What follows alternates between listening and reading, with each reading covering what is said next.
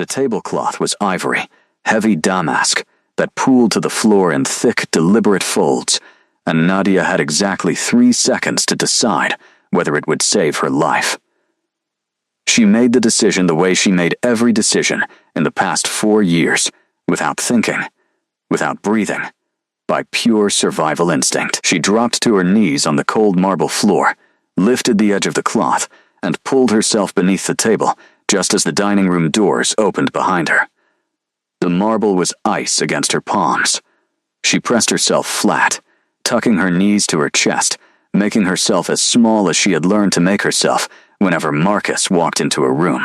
It was a skill she had refined the way other women refined recipes or piano scales. Smaller, quieter, less, invisible if possible. Invisible was always safest.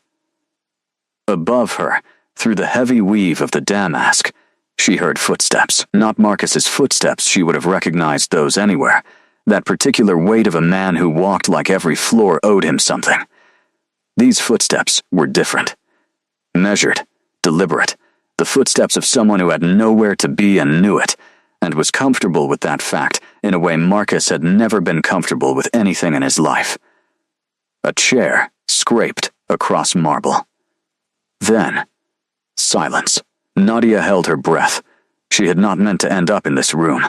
She had not meant to end up in this house, this sprawling stone estate north of the city that Marcus had spoken of only in whispers, as though the name itself required caution. The Corvus estate. She had heard it mentioned 3 times in 4 years of marriage, once when Marcus was drunk and frightened, once when he was on the phone in his office with the door almost but not quite closed, and once, the worst time, when he had looked at her across their kitchen table with that particular expression he wore before things became very bad. Do you know what they do to people who disappoint them, Nadia? Do you have any idea what they are? She had not known then. She knew a little more now, though she wished she did not. What she knew was this: Marcus owed them money. A great deal of money. The kind of debt that did not come with payment plans, or grace periods, or sympathetic bank managers. And when Marcus could not pay, he had apparently decided that the most elegant solution was to offer something else. Someone else. She had found the document 3 days ago, folded inside the lining of his jacket while she was taking clothes to the dry cleaner. Her own name, written in the formal script of a contract she did not fully understand, beneath a seal she did not recognize. Her date of birth. Her physical description, and at the bottom, Marcus's signature, written with the confident flourish of a man who had long since stopped thinking of his wife as a person. She had taken the document. She had not told Marcus she had taken it. She had gone through the next 3 days of their life together, with the paper pressed inside her bra, close to her heart, while she figured out what to do. And then tonight, Marcus had told her to dress well because they were attending a dinner. He had said it with the particular lightness in his voice that meant the decision had already been made, that her response was not required, that she would get into the car and she would sit beside him and she would smile at whatever was waiting at the end of the drive. So she had dressed. And she had smiled. And she had sat beside him in the car for 45 minutes, while the city dissolved into darkness, and the darkness dissolved into something older, and she had thought, very clearly, that she was not going to do this. She had not known what she was going to do instead.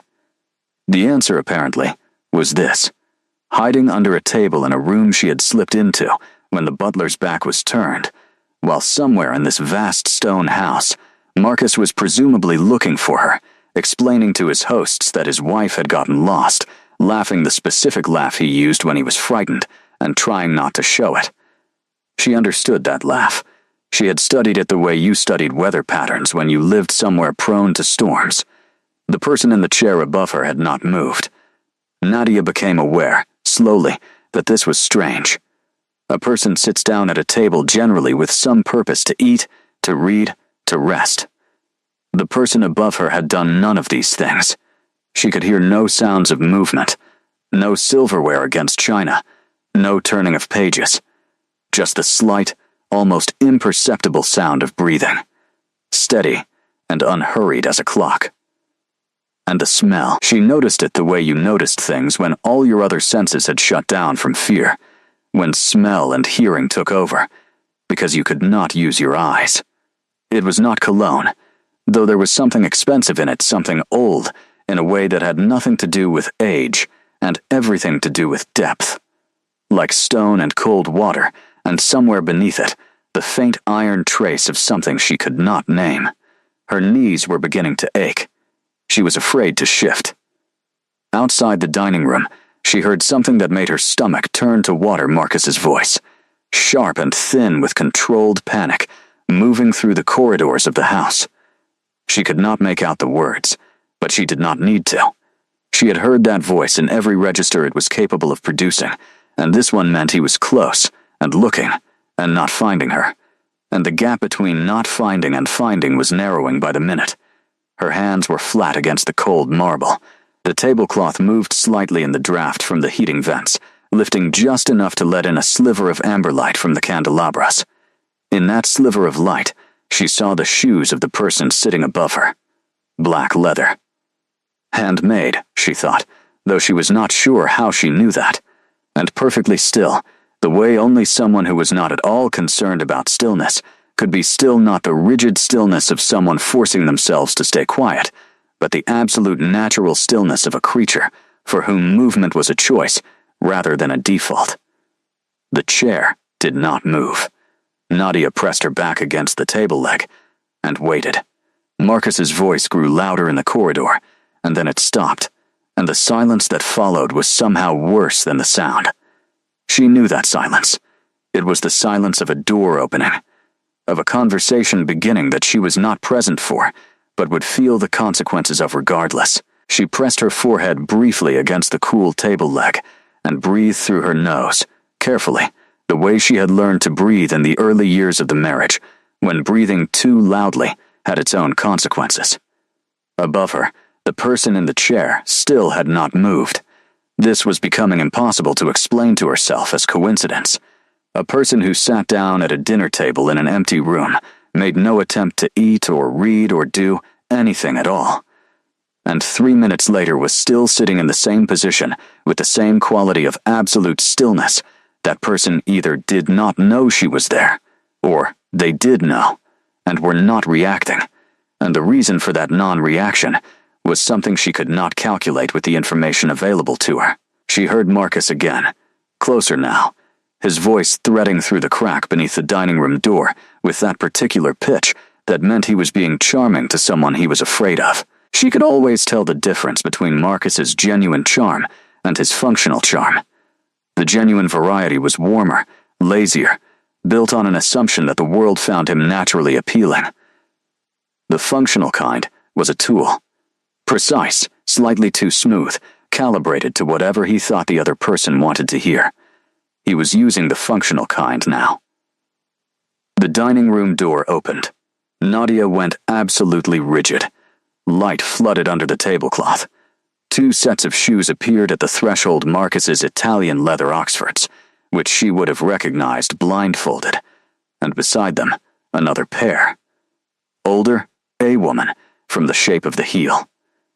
Moving with a kind of fluid precision that suggested age had done nothing to diminish her. My lord, the woman's voice was low and even, with an accent that seemed to have collected fragments from multiple centuries and multiple continents without settling on any of them.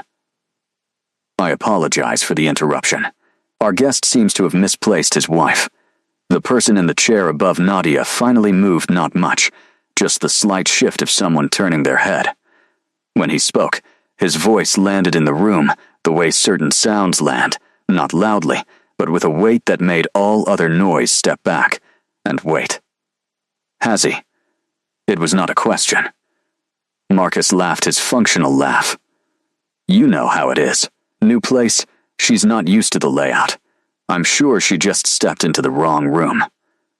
If you don't mind, I'd like to. She is not in the wrong room. Another not question.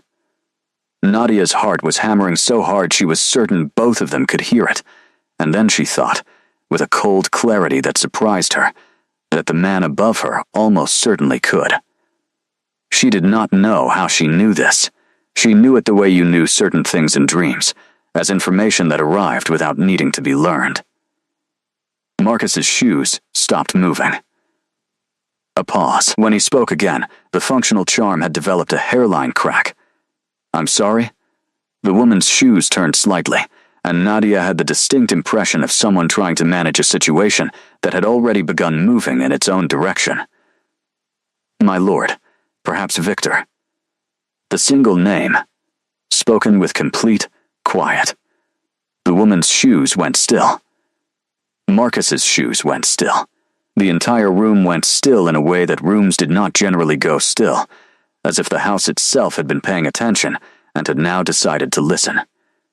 "You brought a guest into my home," the voice above Nadia continued, still quiet, still even, still carrying that quality of absolute unhurriedness to fulfill a contract that you apparently believe gives you ownership of another person's life. He paused. "I am curious what made you think this was acceptable." Marcus's voice was doing something Nadia had never heard it do before. It was shrinking, not in volume, but in substance, as though the confidence that usually inflated it was seeping away through the floor. With respect, the arrangement was agreed upon. The contract was it agreed upon by her. Silence. "Show me her signature, Marcus. Show me where she agreed." Nadia closed her eyes. She was shaking, and she had not realized it, until this moment, her shoulders trembling with the effort of containing everything that was trying to get out the terror, yes, but also something else. Something that felt uncomfortably like the first sob of relief she had not allowed herself in 4 years. She did not make a sound. The tablecloth stirred again as the heating vent breathed, and in the amber sliver of light, she watched Marcus's shoes take one step into the room and then stop, as though he had encountered something invisible and impassable at that distance. "She is my wife," Marcus said, and his voice had gone flat and careful in the way it went flat, and careful when he had decided that charm was not working and something else might be required. "Under the law, I have the right to you or in my home," the voice said. "Not in a courthouse, not in a solicitor's office. In my home, at my table, on my land. Here, the only law that applies is mine." The pause that followed was long enough that Nadia counted her own heartbeats. 11, 12, then Marcus's shoes turned. She watched them walk back to the doorway, pause, and stop. "We will discuss this," Marcus said. His voice had found a new register, entirely soft, almost gentle, in the way that soft and gentle from Marcus always meant something that was the opposite of soft and gentle. "We will discuss this tomorrow, when heads are clearer." "My head," the voice above her said, "is perfectly clear. It has been clear for some time. Yours is the only one that appears to require recovery." The dining room door closed. The woman's shoes remained for a moment, then moved quietly out through what must have been a secondary exit. Nadia had not heard it open or close. Then, silence. The person above her had not moved from the chair. She pressed her knees tighter to her chest, pressed her back harder against the table leg, and waited for him to speak, or leave, or do any of the 1,000 things that could happen next. She waited for the calculation, the thing he would want from her now that Marcus was gone. The price of whatever had just happened in this room. Because in her experience, nothing was ever simply given without something being required in return. The candles burned. The heating vent breathed. The chair did not move. She did not know how long she stayed there. Long enough that the cold of the marble had moved past discomfort into something that simply was, the way chronic pain eventually stops announcing itself and becomes the baseline. Long enough that her heartbeat had slowed from its frantic hammering to something steadier, though not calm. She was not calm. She was simply exhausted from the effort of being frightened, and exhaustion sometimes looked like calm from the outside. The man above her had still not moved. This was, by any reasonable measurement, the strangest thing that had happened in an evening that had contained several strong contenders for that title. A man sat at the head of his own dinner table, in his own house, while a woman he had never met was hiding underneath it, and he did not demand that she come out. He did not summon servants. He did not speak, or leave, or in any way indicate that the situation was unusual or required resolution. He simply sat. She began to form a picture of him from the available evidence, the way you formed pictures of things you could not see. His shoes. His voice, the particular quality of his stillness, which was not the stillness of patience. Patience implied waiting for something, implying want, and this did not feel like want. It felt more like permanence, like a cliff face, like something that had been in this position for long enough that position was no longer a choice, but a condition. He was old, she thought. Not old the way Marcus was old. Marcus was 52, and carried every year of it in the weight of his entitlement. This was a different kind of old. She could not have explained why she was certain of it. She was certain of it anyway. The document she had found in Marcus's jacket was still pressed against her skin, warm now from her body heat. She thought about what it said, and what it meant, and what Marcus had apparently decided her life was worth in the currency of his debts. She had read it 4 times, and each time the cold had gone a little deeper and settled a little more permanently into her chest, which was where she kept things that she was not yet ready to think about fully. She was aware that she would need to think about them eventually, just not from under a dinner table. She shifted carefully, trying to relieve the pressure on her left knee, and made the smallest sound, barely a breath, barely a movement of cloth against marble. The person above her spoke. "You can come out," he said.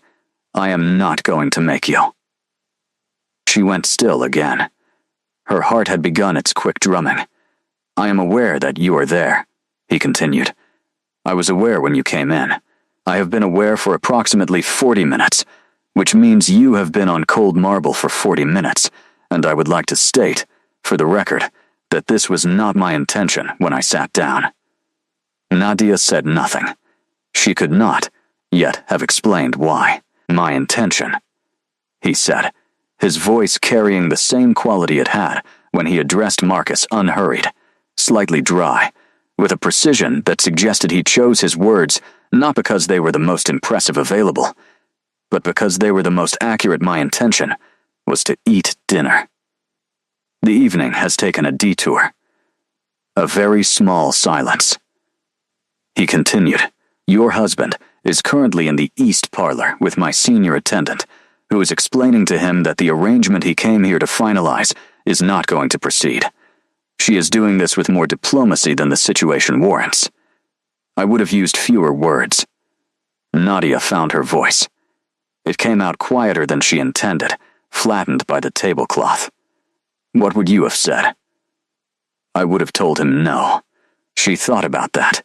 3 years ago, before she had fully understood what she had married, she had tried to say no to Marcus herself about something smaller than this, something she could no longer even remember the specifics of, and had spent 2 days afterward understanding what it meant that she had. She had stopped saying no a long time before tonight. "He does not accept no easily," she said. "Few people who have never had it said to them do." A brief pause. "Come out from under my table," he said. Not as a command. She had heard commands from men for 4 years, and she knew the texture of them. It was closer to an observation that reached its logical end. Your knees will be better for it. She considered this. She considered that Marcus was somewhere in this house, and that the man above her had just told Marcus, in the most precise terms she had ever heard anyone use, that the arrangement was not proceeding. She considered that she had no money, no plan, and no idea how to get home from a house she had never seen before tonight. She reached up, found the edge of the tablecloth, and lifted it. The dining room was exactly as she had pictured it from below amber light, long table, silver candelabras, burning in complete stillness. And at the head of the table, the man she had only seen as shoes and heard as a voice. She looked at him. He looked at her. He was younger looking than she had expected, and older than she could measure, which was a contradiction she filed away with all the other things she did not have the processing capacity for tonight. His features were the kind that belonged in the stone portraits of cathedrals, all clean lines and settled gravity, as though the world had been pushing against them for a very long time and had given up. His eyes were the color of pewter, or deep water, or the sky just after the last light went out. He was watching her with an expression she had never seen on Marcus's face, or on the faces of men like Marcus. It was not calculation. It was not appraisal. It was something quieter than both, the expression of someone who was simply looking, and was willing to keep looking until they understood what they were looking at. She was still half under the table. She pulled herself out fully, sat back on her heels. Then, because sitting on the floor in front of someone felt like the wrong way to have this conversation, she stood, pulled one of the chairs out from the table, and sat down in it. She looked at him again. He had not moved. "My name is Nadia," she said. "I know," he replied. Nadia Voss. Born in Prague, raised in London from age 11, 31 years old. He paused. "You have a bruise on your left wrist that is approximately 4 days old." She instinctively pulled her sleeve down. His gaze did not move. "I am not going to ask how it happened," he said. "I already know how it happened. I simply want you to know that I noticed it." Nadia sat with that for a moment. "Why?" she said. "Why didn't you say anything?" "When I was under the table, you could have said something immediately." His hands were flat on the table, still and steady. "Because you were frightened," he said simply, "and frightened people need time before they need answers." He met her gaze. I had the time. His name, she learned, was Aldrich Corvus. She learned this, not from him directly, but from the woman who came into the dining room 20 minutes later, the same measured shoes, the same contained movement, carrying a tray with 2 cups of tea that she set between them, without comment, as though tea between a vampire king and a woman who had just crawled out from under his dinner table was an entirely ordinary occurrence. The woman's name was Sarah. She was ancient in the same way Aldrich was ancient. It was not a quality you saw so much as felt, like barometric pressure. The awareness of tremendous depth beneath a calm surface. She had white hair worn in an intricate braid, and eyes the color of pale winter light, and the overall impression of someone who had seen everything at least twice, and had decided to find most of it mildly interesting. "Your husband is in the East Wing," Sarah said. "He is not comfortable, but he is not in danger." She looked at Nadia with an expression that was professional and not unkind. "He is asking to speak with you." Nadia curled her fingers around the teacup. The warmth was extraordinary. She had not realized until this moment that she was cold through and through, marble cold. The cold of someone who had been frightened for a long time in a poorly heated place. "What happens if I say no?" "That is your right," Sarah said. Nadia nodded. Then, no. Sarah accepted this without reaction, and withdrew to the periphery of the room in the way she had, giving the impression of having left without actually leaving. Aldrich had not touched his tea. He was watching her with that same quality of attention she could not quite categorize, the kind that did not reach or push but simply was. She had the feeling that if she sat here for an hour saying nothing, he would sit for an hour in response, and the hour would not trouble him. "Can I ask you something?" she said. He waited. "Why did you let him come? If you knew what he was bringing, what the arrangement was, why let him through your gates at all?" Aldrich was quiet for a moment, and she had the impression that the question was not surprising to him, but that he was choosing the precise answer rather than the approximate one.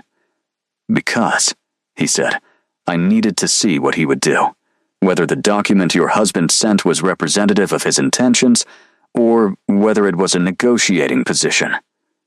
A way of opening a conversation." He looked at her steadily. "It was not a negotiating position." "No," Nadia said. "It wasn't." She thought about the document.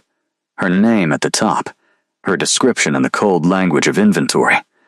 She thought about standing in the dry cleaners with her hand inside the jacket lining, and the moment the paper had touched her fingers, the way the world had reshuffled itself around that contact into something she did not recognize. She had not told anyone. She had not had anyone to tell. "You have the document," Aldrich said. It was not a question. She looked up at him. Yes, he nodded once, as though a small piece of something had confirmed itself. May I see it? She considered this. The document was still pressed against her, warm and terrible. She thought about the seal at the bottom, the one she hadn't recognized. She reached inside the neckline of her dress and drew out the folded paper, smoothed it on the table, and pushed it toward him. He read it without touching it, leaning forward only slightly, his eyes moving across the page with a careful thoroughness. She watched his expression. It did not change, which she was beginning to understand was not absence of feeling, but precision of containment feeling that was present but managed, channeled into specific forms rather than allowed to surface in whatever shape it chose. When he had finished reading, he leaned back. His eyes came back to her face. "This seal," he said, tapping the bottom of the document without touching it. "Do you know what it is?" She shook her head. "It is very old," he said. "Older than the legal frameworks your husband believes give this document its validity. It is the seal of a compact that existed for centuries between certain families, and certain his expression shifted slightly. The first real movement in his face, she had seen entities. An arrangement of obligation and service that was formally dissolved 140 years ago. He looked at her. "Your husband appears not to know this, or to have chosen not to know it. So the document is worthless," he said. "Legally, historically, in every sense. It does not bind you. It never could have." Nadia sat with this information. It moved through her slowly, the way warmth moved through someone who had been cold for a very long time, not immediately but in layers. The outside first, and then deeper, and deeper still, until it reached something she had been keeping very carefully insulated. She did not cry. She had learned not to cry in front of anyone a long time ago. But she pressed her lips together and looked at the surface of the table for a moment, and when she looked up again, she thought, from the quality of his stillness, that he had given her that moment deliberately. "What happens now?" she said. To him. "He will leave my property tonight," Aldrich said. "He will not return. Beyond that," he paused, "that is a decision for other people and other institutions, not mine to make." She understood what he was not saying. He was not saying, "I will handle this." He was not saying, "Leave it to me." He was giving her the agency she had been given so little of, pressing it back into her hands with both of his, and waiting to see what she did with it. She appreciated that more than she could have articulated. "I don't have anywhere to go tonight," she said. She said it plainly, without apology, because she was tired of apologizing for the facts of her situation. "He took most of the money. The account I had access to, he closed it 3 weeks ago. I have my phone and the clothes I'm wearing, and you may stay here tonight," Aldrich said. "As long as you need to." He said it with the same lack of inflection he seemed to apply to most statements of significant consequence, as though the size of a thing was not a reason to alter your voice around it. "There are guest rooms. Sarah will show you." Nadia looked at him. "Why?" she said. "You don't know me." He considered this seriously. The way she was beginning to understand, he considered most things. "You hid under my dinner table for 40 minutes, he said. "And when you came out, you sat down and had a conversation instead of running." He met her eyes. "I find I would like to know you better." Outside, somewhere in the east wing, she could hear the muffled sound of Marcus arguing with someone. The sound was getting no closer. It was, in fact, very slowly getting further away. The tea in her cup was still warm. She slept in a room that was larger than the apartment she and Marcus had shared before he had decided they needed a house that demonstrated things, and she slept deeply and without dreaming, which was unusual. She generally dreamed in those years. The dreams were not nightmares exactly, they were more like weather systems, pressure fronts moving across a flat gray interior landscape, leaving a residue of unease that she carried into her mornings without quite knowing why. This morning she woke to pale winter light, coming through curtains she did not recognize in a room that smelled of old wood and clean stone, and her first coherent thought was, Marcus is not here. Her second thought was, and I am not leaving to fix that. She lay still for a long moment, taking inventory of herself the way she had learned to take inventory each morning, checking for damage, cataloging the night before, determining what the new day required. Her knees ached from the marble. Her left wrist, the old bruise, was tender in the way old bruises were when the weather was cold. She was hungry, which felt like a remarkable and almost cheerful discovery. Hunger implied a body that expected to eat, a future that expected to contain a meal. Nadia had spent months not being hungry because hunger implied future, and she had not been able to afford future as a concept. She showered in a bathroom that had clearly been used recently, and recently before that, and recently before that, a comfortable continuity of use, and dressed in the clothes she had worn the night before because they were all she had, and went downstairs. Sarah was in the kitchen, which was large and stone-floored and more functional than the rest of the house, and she was making coffee in the particular focused way of someone who took coffee seriously and appreciated being allowed to focus on it. She looked up when Nadia came in and indicated, without words, a chair at the kitchen table and a cup waiting on the counter. "Your husband left at 4 a.m, Sarah said, returning to the coffee. He made an additional request before departing. Nadia sat down. She wrapped her hands around the cup. What kind of request?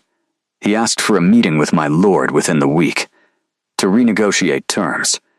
She absorbed this. The cold was not in the marble this time, just in the fact of it, the persistence of Marcus, the way he moved through the world with the absolute conviction that there was always another conversation, always another angle, always a deal to be made if you kept talking long enough. He had proposed to her 4 times before she said yes, and she had not understood at the time that this was not romance, but strategy. "What did your lord say?" "He said no," Sarah replied, with a precision that told Nadia this was an exact quote and that no additional words had accompanied it. She almost smiled. She stopped it before it fully formed, but the impulse was there, which was itself interesting. Sarah set the finished coffee on the table and sat across from her with her own cup, and there was something in the gesture, the sitting down, the cup between them, the deliberate informality that felt like an invitation to speak plainly. "He's going to keep trying," Nadia said. "Marcus, he doesn't stop."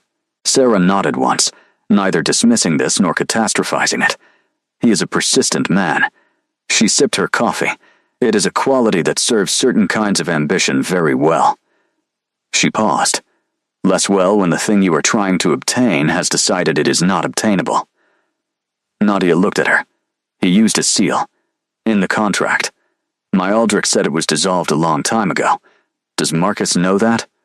Sarah's expression was thoughtful. "I believe," she said carefully, "that Marcus knows enough to have recognized the seal's historical weight without knowing enough to understand its current status. He found the compact in old records and believed it gave him a lever." She set her cup down. "Men like your husband are very good at finding levers, less good at confirming whether the mechanisms they are attached to still function." Nadia thought about this. 4 years of living with Marcus had given her a very precise understanding of the way he reasoned the confident gaps, the places where he assumed that possession of a partial truth constituted mastery of the whole subject. He had done it with money, with relationships, with the law. Apparently, he had done it with vampires. She looked up. "Is that what he is?" she said. Aldrich, she was aware this was a question she should perhaps have asked before spending the night in the house. Sarah's expression did not change, but something behind it settled into a mild amusement. "Did you need to be told?" "No," Nadia said honestly. "I didn't. The thing she had known beneath the table without knowing she knew it, the smell of cold stone and deep water and iron, the quality of the voice that made other sounds step back, the absolute stillness that was not a performance of stillness, but its natural state, she had known all of it. She had catalogued it in the part of her that ran ahead of conscious thought, and filed things under instinct rather than analysis. She had stayed anyway. She was trying to understand why. 4 years of marriage to a man who had systematically removed from her life every circumstance that did not require his permission had left her with a set of instincts she did not entirely trust. She had learned to doubt her own judgment the way she had learned to doubt her own memory carefully, thoroughly, from the inside out. When her instinct said something was safe, she now ran it through a second and third check, looking for the place where she was wrong, where she was wishful, where survival was dressing itself up as something more. But underneath the table, in the 40 minutes before she had come out, she had run the check. And the check had come back. He knew you were there and said nothing. He addressed Marcus without making you a bargaining point. He gave you time and space and tea and a room with a lock on the door. She had tested the lock before she slept. It worked from the inside. Aldrich was in the library when she found him, standing at a window that looked out over the winter gardens, his hands behind his back, his posture the same quality of settled permanence she had observed the night before.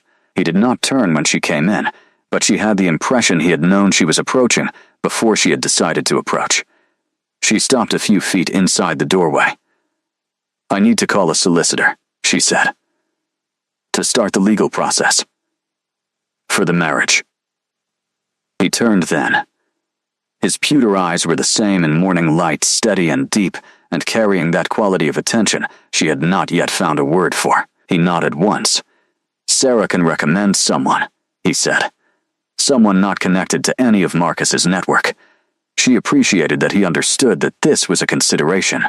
She stood in the doorway and he stood at the window, and between them the morning light lay across the library floor in long winter bars, and she thought about the contract with her name at the top, and the seal that meant nothing, and she thought about a man who had not moved his chair for 3 hours. "Thank you," she said, "for last night." He looked at her in his quiet way. "You did not require rescuing," he said. "You had already rescued yourself before you came through the door."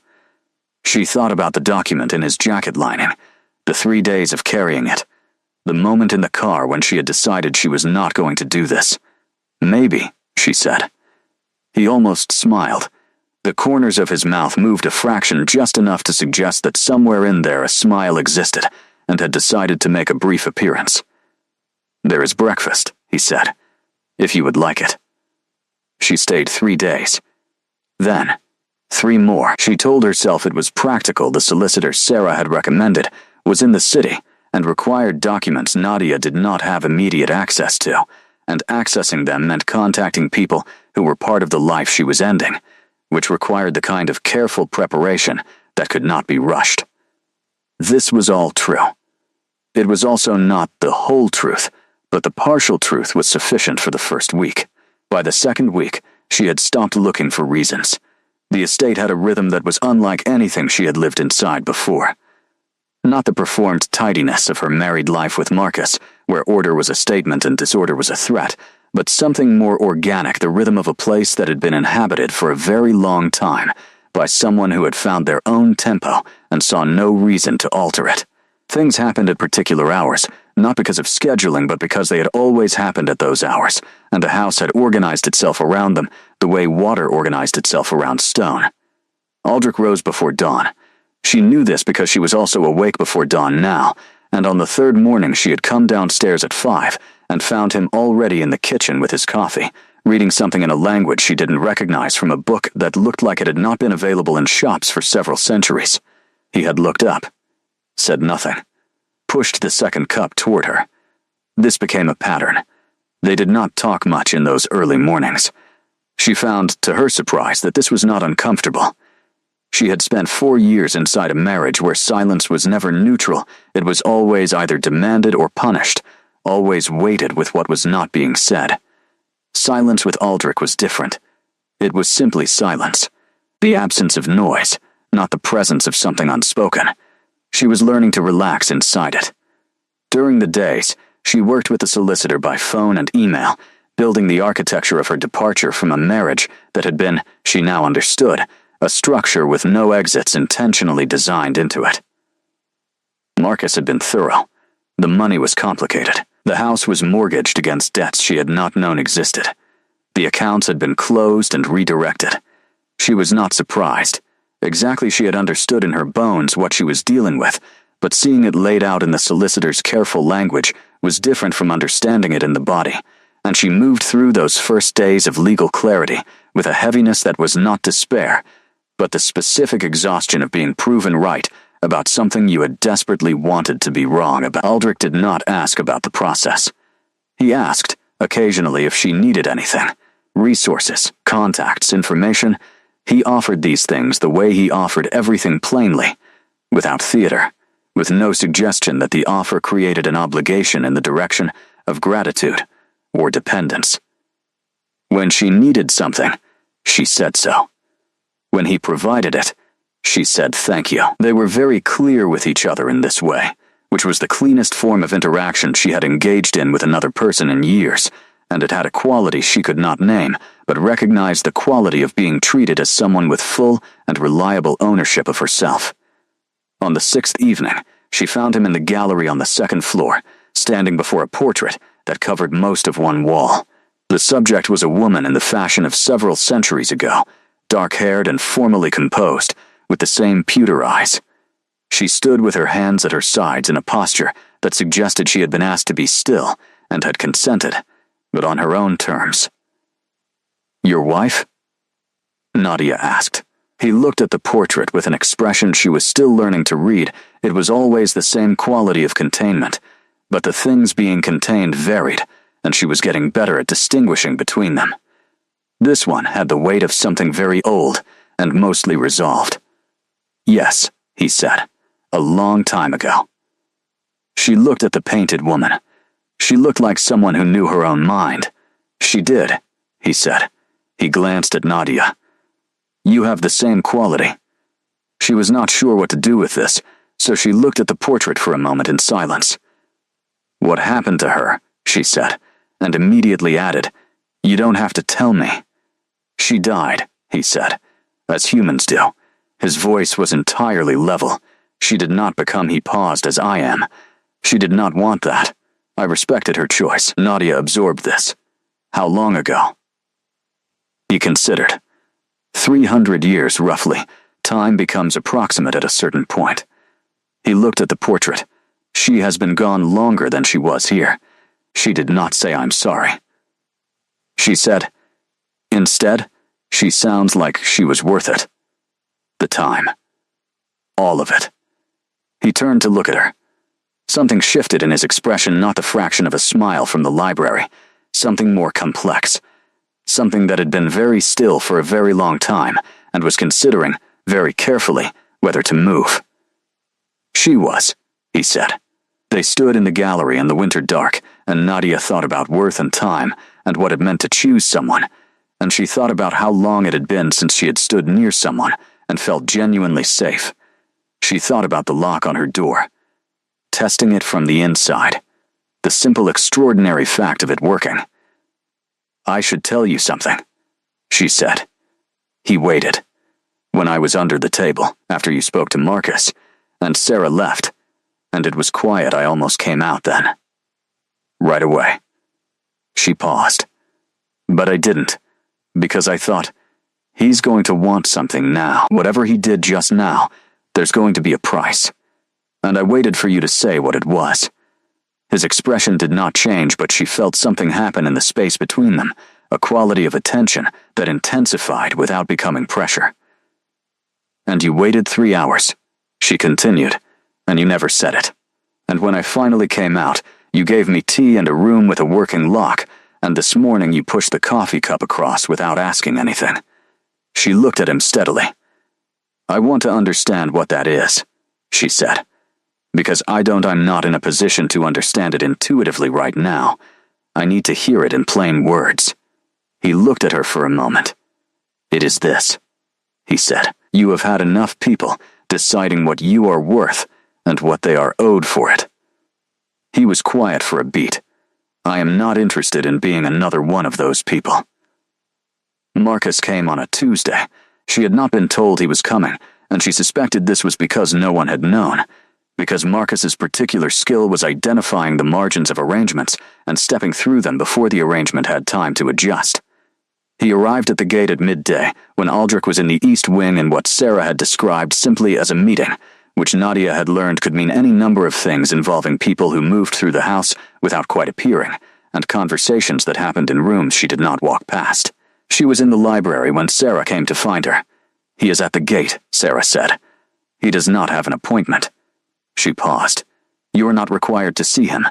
You are not required to do anything you do not want to do." Nadia had known this moment was coming in the way you knew weather was coming, not the exact time and form, but the general fact, the pressure drop, the change in the quality of the air. She had been in the house for 11 days.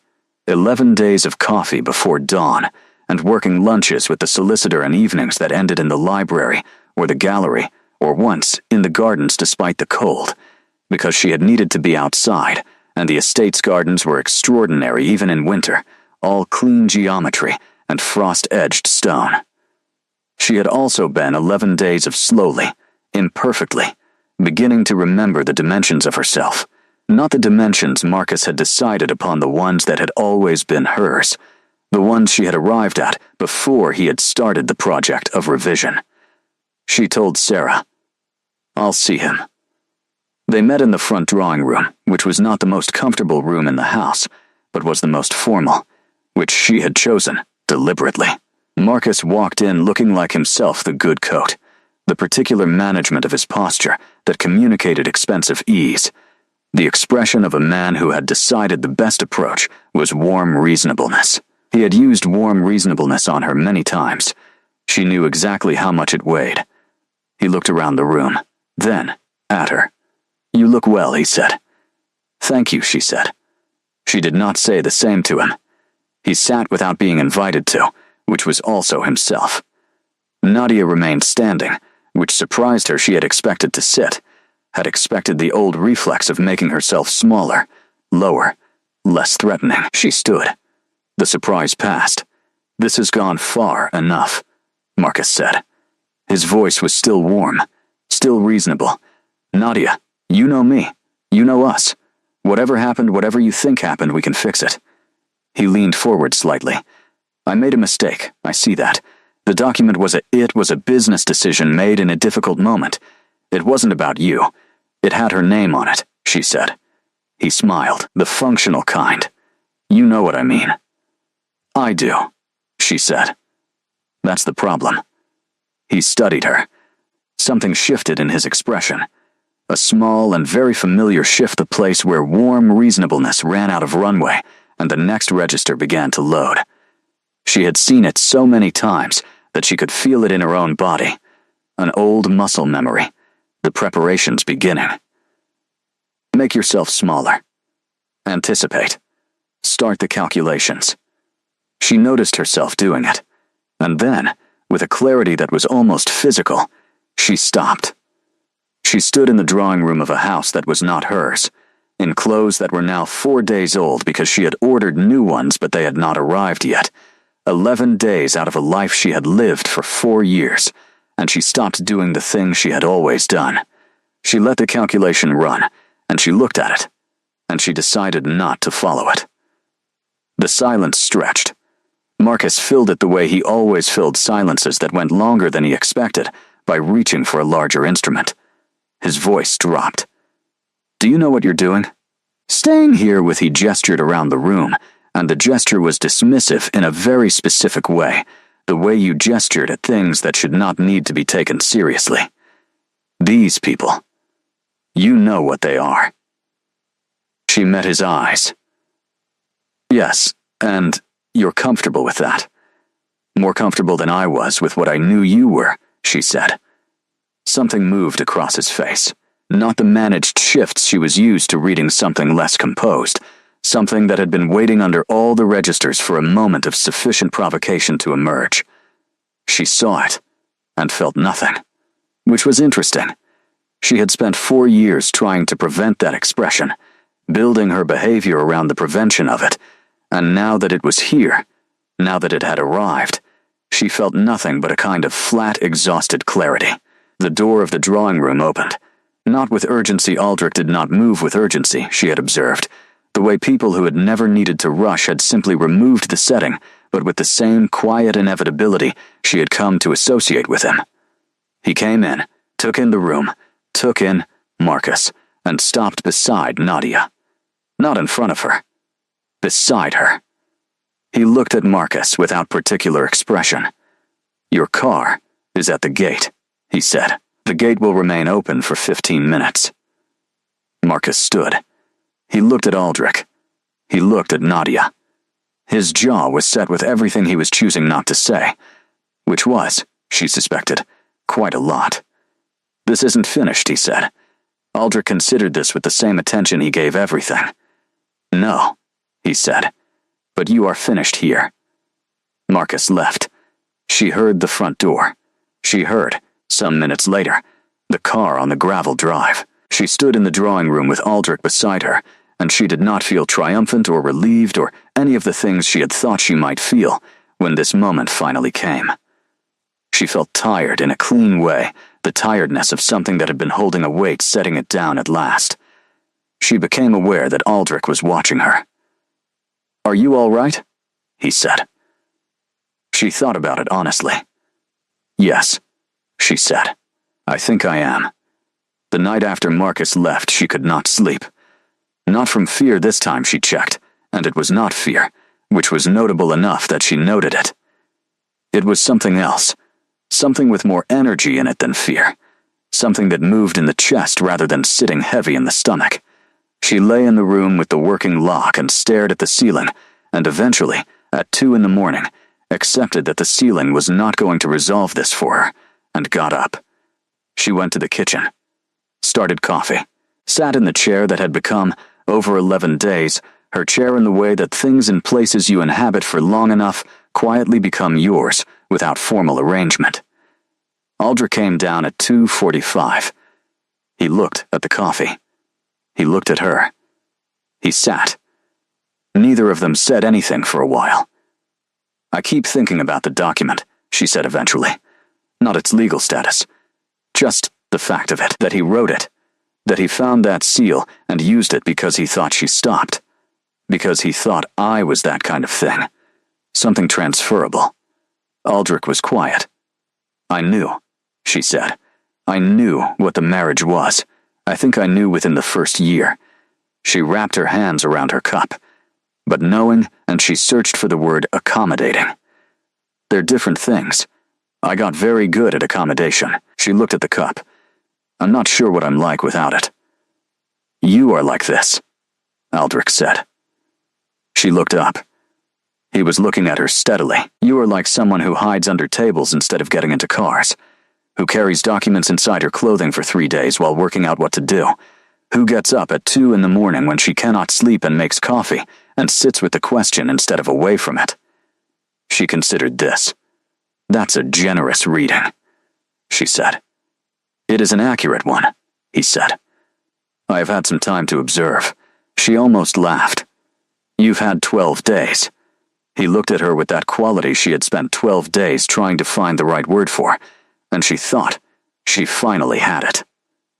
It was the quality of being seen by someone who was not looking for anything particular and was therefore able to see clearly, not looking for confirmation of an existing theory, not looking for a reflection of themselves, not looking for leverage or weakness or any of the things that looking at another person was usually in service of. Just looking. I have also, he said, had some experience with people in general. The understatement of the 12 days, she said, and this time she did laugh, a small and slightly surprised laugh that felt like finding something in a coat pocket you had forgotten you had. He almost smiled, that margin of almost smile. She looked at him in the kitchen light and thought about 300 years and a woman who had known her own mind.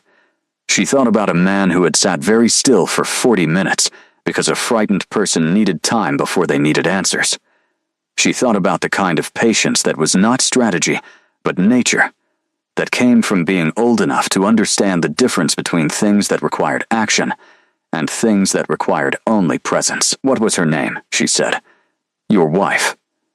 He looked at the table briefly. "Elara," he said. She waited to see if there was more. There was. She was a physician, he said. When women were not permitted to be physicians, she was one anyway. She found methods. She found a way. He was quiet for a moment.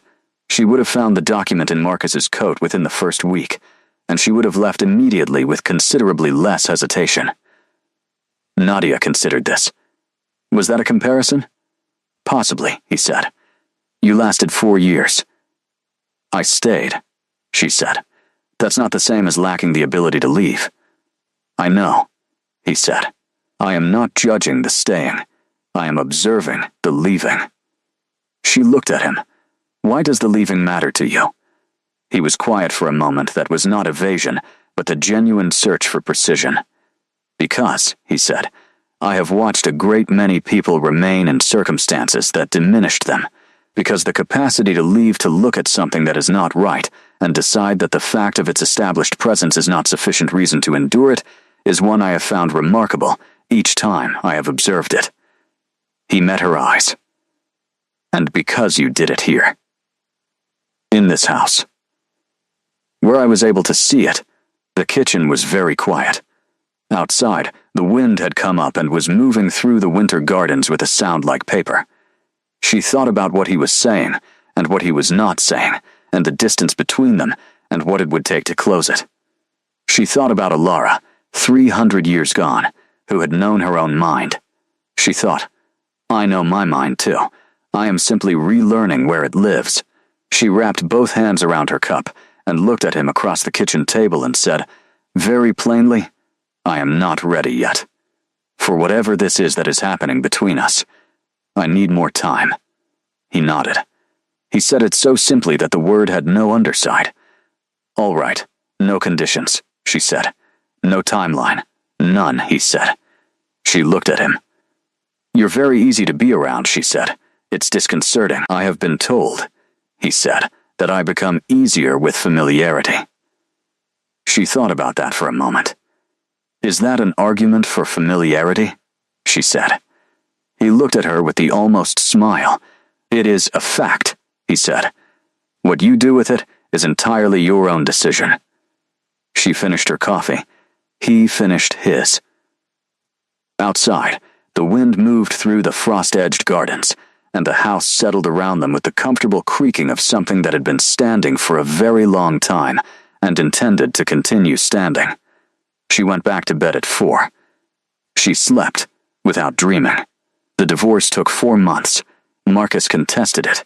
Because Marcus contested everything as a matter of principle, and because contesting gave him a reason to make contact, and contact gave him a reason to speak, and speaking, for Marcus, was another form of control. Nadia had expected this. She had prepared for it the way she prepared for everything now methodically, without drama, working through the steps with the solicitor Sarah had recommended, who turned out to be excellent and entirely unintimidated by Marcus's team of lawyers, which she suspected was partly professional competence and partly the knowledge of who her client was staying with. She did not stay at the estate for all 4 months. She went to London for 6 weeks to deal with the legal requirements of physical presence, staying in a small flat in the north of the city that she rented with money from an account Marcus had not known about because she had opened it 8 months ago when she was still in the marriage and had begun, very quietly, to prepare a door. The solicitor had helped her access it. She called Aldrich once a week, at no particular time. These calls were short and clear. He asked how the process was progressing. She told him. He asked once if she needed anything. She thought about it seriously and said, "No, I have what I need, but thank you." He said, "Good." The calls ended when the conversation ended, which was different from other calls she had in that period, calls with her sister, who she had reconnected with and who needed to talk through her feelings about everything for long stretches. Calls with the solicitor that had the compressed urgency of professional time. Calls with friends she was remembering how to have, which were warm but slightly effortful in the way of things that had been out of practice. The calls with Aldrich required nothing but the conversation. She found herself looking forward to them in the same quiet way she had found herself looking forward to the early mornings in the kitchen, not with the sharp urgency of want, but with the calm satisfaction of something reliable. Something that was where she expected it to be when she arrived. She came back to the estate in early spring, not because the divorce was finalized, it wasn't yet, but because London had done what it needed to do, and she was ready to be somewhere with better light. This was how she explained it to her sister, who had raised her eyebrows and said nothing, which meant she understood. The estate in spring was different from the estate in winter. The gardens had moved from frost-edged geometry to something softer, more deliberate, with the first of the flowers opening in the borders and the trees in the orchard showing pale green at their tips. She stood in the drive when she arrived and looked at it and thought, I missed this. She had not expected to. She had expected to miss the concept of a place, and not the specific place, because she had learned to hold specific places loosely, not to attach to them, not to need them, because needing things that could be taken was a form of vulnerability that Marcus had taught her, over time, to avoid. But she had missed this specific garden, this specific stone, this specific quality of light through old windows. Aldrich met her at the door. Not with ceremony, he opened it before she reached it and stood back to let her through, and then stood near her in the entrance hall in the way he had stood near her in the drawing room when Marcus was there. Beside her. Not in front. You look well, he said. Better than the last time someone said that to me, she said. He almost smiled. Sarah was in the kitchen. There was dinner. The evening settled around her with the ease of something that already knew her shape, and she thought, this is what it is to return to something. I have not returned to somewhere in a very long time. Over the weeks that followed, things shifted between them in the way that things shifted when you stopped watching for the shift and let it happen in its own time. Not dramatically, there was no moment of sudden declaration, no scene in the rain, no single crystalline instant that could be pointed to later as the one where everything changed. It was instead a long series of small things, each one quiet enough to be deniable, and together amounting to something unmistakable. He walked with her in the gardens in the evenings. She learned the names of things she had always looked at, without naming. He had been learning for centuries, and had the patience for instruction of someone who remembered exactly what not knowing felt like. She asked questions, and he answered them, and the answers were never condescending, which she appreciated in a specific and particular way that had to do with who she had recently been to someone else. She told him about Prague, which she had left at 11, and which she remembered in fragments: the cobblestones, the winter light on the river, the smell of her grandmother's kitchen. He had been in Prague in a different century, and described it with the warmth of someone who had loved a city long enough to know all its moods. She listened to him talk, and thought about what it was to carry that much time and memory, and continue to find things in the world worth paying attention to. She thought this was perhaps the thing she admired most about him. Not the power was common enough among the people who had moved through her life, and she had learned to be unimpressed by it. Not even the patience, though that was rarer. It was the attention. The way nothing she said was too small for his full consideration. The way he was present in the actual moment, rather than in the moment's usefulness to some future moment he was moving toward. She had spent 4 years with someone who was always somewhere ahead of the present, planning, angling, building the next level of the structure. It had made her feel like scenery. Aldrich made her feel like the room. The divorce was finalized on a Thursday in June. The solicitor called her at 9 in the morning and read her the relevant portions, and she sat in the garden on a stone bench in the early summer light and listened, and when the call ended she sat for a while longer, with her phone in her lap and the sound of the birds in the orchard, and thought, done. Aldrich found her there an hour later. He sat beside her on the bench, which was large enough for 2 if they sat closely, and looked out at the garden. It is done, she said. Yes, he said. She looked at his profile, the clean lines, the settled gravity, all that depth and time and patience organized into a person who had chosen to be beside her on a bench in a garden on a Thursday morning. She thought about Alara, who had known her own mind. She thought, so do I. I would like to try, she said. This, whatever we are. He turned to look at her. So would I, he said. He said it with the same plain clarity he gave to everything, the same absence of theater, the same exactness. Then he said, I should tell you what that means, what I am, what the duration of things could be. You should understand fully what you are agreeing to. I know what you are, she said.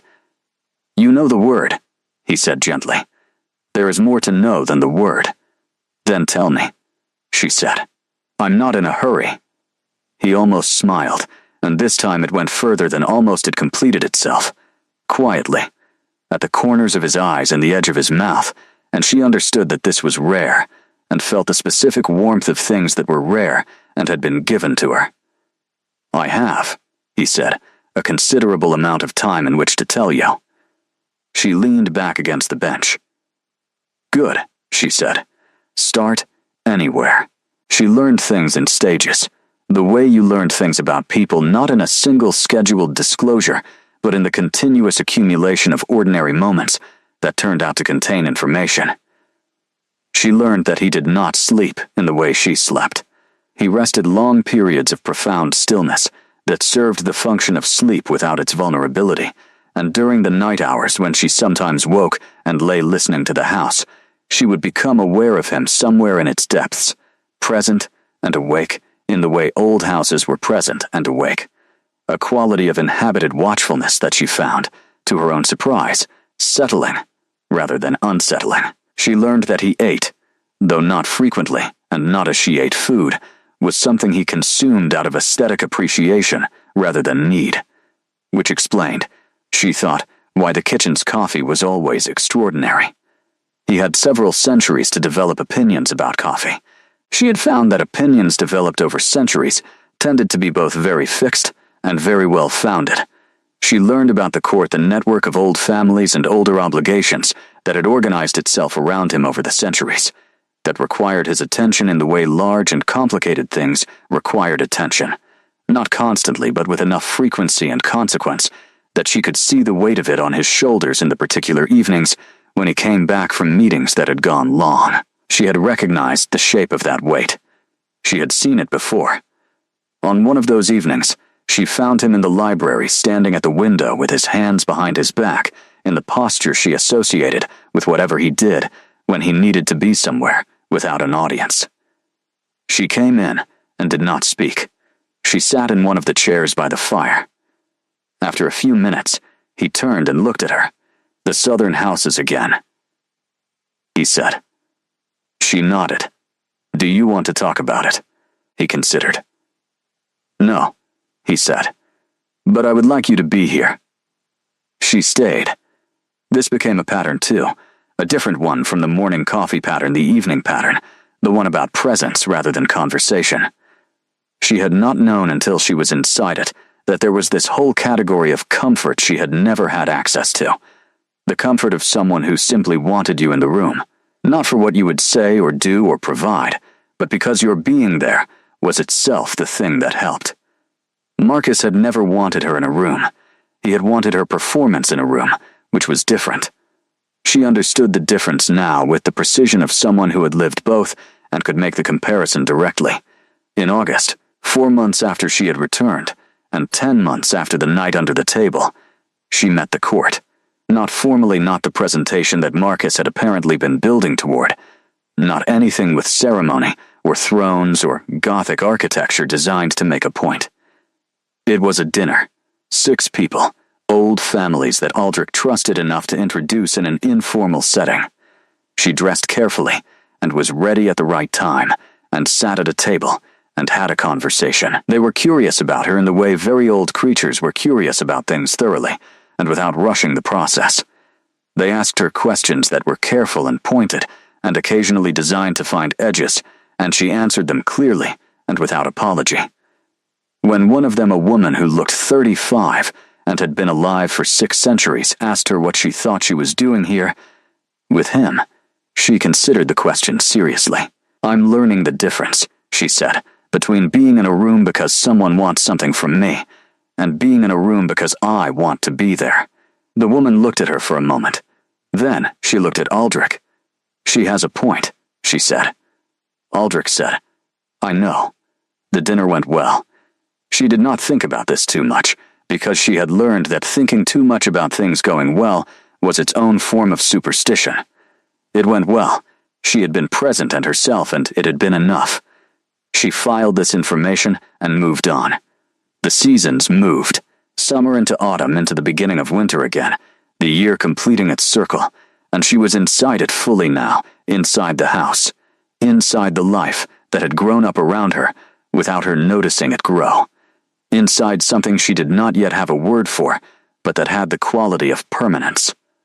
Not the permanence Marcus had imposed, which was a cage calling itself a home. The other kind, the kind that came from choosing the same thing every day until the choice became nature. She was choosing this. Every morning, she was choosing it. One evening in November, almost exactly a year since she had pressed herself flat on cold marble and held her breath and listened to the footsteps of a stranger, she was sitting in the library with a book she was not reading. And Aldrich was at his desk with something he was working through in the old language that she was learning now.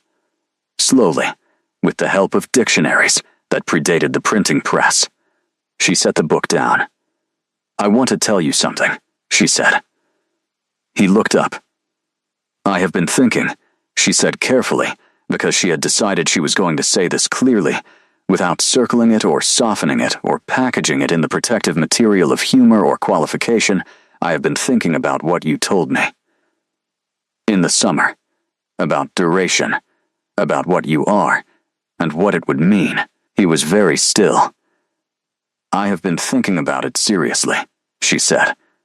Not quickly.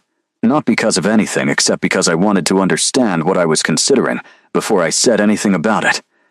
He waited. "I am not ready to make a decision about that," she said. "About duration, about transformation, I need more time. I don't know how much." She met his eyes. "But I want you to know that I am considering it, that I am not," she searched for the word, "not avoiding it, not refusing to look at it. I'm looking directly at it and taking my time."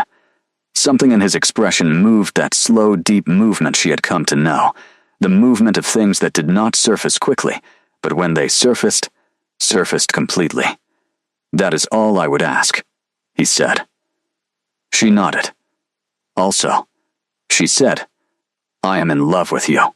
She said it the same way she said most things now plainly, with the knowledge of exactly what she was saying. "I thought you should know. Since we're being clear about things." He was quiet for a moment. "I know," he said. Then, with the complete quiet honesty that had been the first thing she had truly learned about him, "I have been in love with you since approximately the second week." She thought about the second week. The kitchen in the mornings. The drawing room and Marcus and the word no, delivered without theater and without aftermath. "Only the second week," she said. He looked at her steadily. "I was being conservative." She looked at him across the library in the winter light, all that depth and time and patience organized into someone who had waited very still while she found her way back to herself. And she thought about a document with her name at the top, and how long ago it seemed now, how entirely different the life it had been trying to define her into was from the life she was currently living. She thought about a working lock on a door, tested from the inside. She got up from her chair. She crossed the library. She sat on the edge of his desk and looked down at him. "You are," she said, "the most patient person I have ever met." "I have had practice," he said. She leaned down and kissed him. His hands came up to her face, cool and steady and careful. The same quality as everything else about him, the same patience translated into touch. She kissed him with the full weight of a year behind it, and when she pulled back, his eyes were open and very still and the color of deep water. "I know," she said. "You're going to say you have 300 years of experience as context." "No," he said. His voice was slightly different, quieter, rougher at the edges, in a way she had not heard before, and found she very much wanted to hear again. "I was going to say," he said, "that nothing I have experienced in any of those years has felt quite like this." She made the decision in January, not dramatically, not after a single conversation or a particular event that tipped the balance, but after a very long process of looking at it from every angle, the way she made decisions now, the way she had learned to trust her own process again. She made lists that she wrote in a notebook and looked at over several mornings. She talked to Sarah, who was both the most honest person she had access to and the most useful, having navigated a version of this question herself in a different century and a different context. She talked to her sister, who did not fully understand but tried, and whose trying mattered more than her understanding. She thought about Alara, who had chosen not to. She did not think this was the wrong choice. She thought it was Alara's choice, made from Alara's understanding of herself, and that the rightness of it was entirely specific to Alara. She was not Alara. She was someone else. She thought about what she had been a year ago, pressed flat on cold marble with her heart hammering, and her whole body organized around the project of invisibility, and she thought about what she was now, and about the distance between those two people, and she thought, the woman I was a year ago made choices I don't regret. She found a door when there was no door. She kept a document inside her clothing for 3 days. She crawled out from under a table and sat down in a chair and said, "My name is Nadia." She could trust that woman's judgment. She had earned the right to be trusted. She told Aldrich on a Sunday evening in the library, in the same chairs where she had told him she loved him, because it seemed right to have these conversations in the same place. "I've decided," she said. "I want this, the future you described." He looked at her for a long moment. The quality of the look was one she recognized, the look of someone making absolutely certain that what they were seeing was real and not what they wanted to see instead of real. "You are certain," he said. "Not a question but checking." "I'm certain," she said. "Not because I'm not afraid. I am afraid." She held his gaze. "But I've learned the difference between afraid and wrong. This isn't wrong. This is just large." He was quiet for a moment. "Then, the process is not as you said. Small, I know. Sarah told me. And you are still certain." She thought about the cold marble and the document and the working lock. She thought about a year of choosing every day. She thought about coffee before dawn and library evenings, and his hands on her face when she kissed him, and the way the house felt when she came back to it, the way it knew her shape. "Yes," she said. He nodded once, and something in his face settled in a way it did not usually settle, or rather in a way that was different from its usual settled quality. This was not the stillness of patience, but the stillness of relief. And she had not fully understood until this moment how long he had been carrying the weight of not knowing. She reached across and put her hand over his. He turned his hand over and held hers. His grip was steady and cool, and she felt the bond between them, not yet the formal bond she was agreeing to, but the one that had been building for a year in coffee cups and garden walks and evenings in the library, and all the small, ordinary accumulation of two people who had chosen the same direction and kept walking. "There is time," he said. "No hurry." "I know," she said. "That's one of the things I like best about this." She leaned her head back against the chair and looked at the library ceiling, all that old stone and shadow, and thought about duration. A year ago she could not afford the concept of future. Now she was considering something that made future into a different kind of word entirely, not the anxious forward-looking of someone waiting for the next thing to go wrong, but something vast and open and full of possibility. 1,000 years of getting to keep choosing. 1,000 years of mornings and coffee and library evenings, and someone who wanted her in the room. She was afraid of it. She held the fear and looked at it clearly. She was also, underneath the fear, in a way she could feel in the deep part of her chest, where she kept things she was sure of ready for it. Outside the library windows, the January garden was bare and frost-edged, the same geometry she had first seen the night she arrived, before she understood the difference between sterile and spare, before she knew that spare could mean something was waiting to grow into it. The trees in the orchard were dark sticks against a pale sky. By spring they would be different.